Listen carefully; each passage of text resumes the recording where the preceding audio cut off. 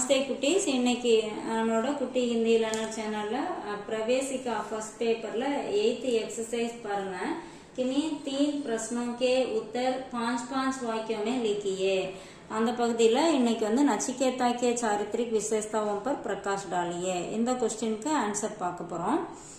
नचिकेता वास्रव का एक बुद्धिमान तेजस्वी और आत्मविश्वासी पुत्र था. நச்சிகேதா வந்து வாஸ்ரவோட ஒரு புத்திசாலியும் கம்பீரமான அப்புறம் சுயமரியாதை உள்ள தன்னம்பிக்கை உடைய ஒரு பையன். வக யமராஜ் से निर्भय होकर प्रश्न करता है. அந்த பையன் என்ன பண்றான், யமராஜ் கிட்ட பயமே இல்லாம क्वेश्चन கேட்கறான்.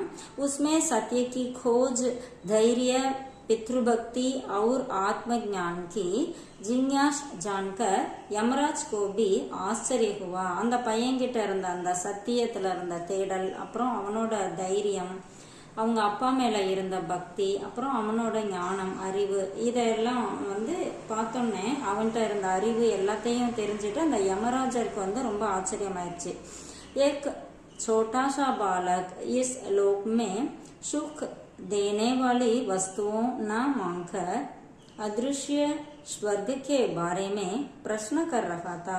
அதாவது ஒரு சின்ன பையன் வந்து இந்த உலகத்துல சுக்கு தேனே வாலி அப்படின்னா ஹாப்பிய சந்தோஷத்தை கொடுக்கக்கூடிய வஸ்துவும் அப்படின்னா பொருட்கள், அதை கேட்காம கண்ணுக்கே தெரியாத சொர்க்கத்தை பத்தி கொஸ்டின் கேட்கறான் அப்படின்னு சொல்லி அவர் நினைக்கிறாரு. உஸ்னே யமராஜ் சே 3 वर मांगे. அவன் வந்து யமராஜ் கிட்ட 3 வரம் கேட்டான்.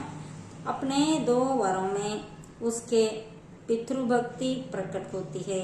முதல் வர 2 வரத்தால அவங்க அப்பா மேல இருந்த பக்தி வந்து வெளிப்படுது.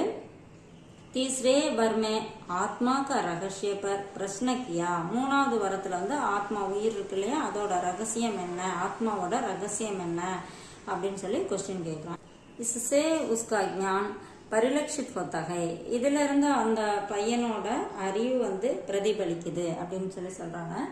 இது வந்து நம்ம புக்லே இருக்கு. இது கொஞ்சம் ஷார்ட் பண்ணி கொடுத்துருக்கேன், கொஞ்சம் ஈஸியா இருக்க மாதிரி. உங்களுக்கு ரொம்ப யூஸ்ஃபுல்லா இருக்குன்னு நினைக்கிறேன். தேங்க்யூ.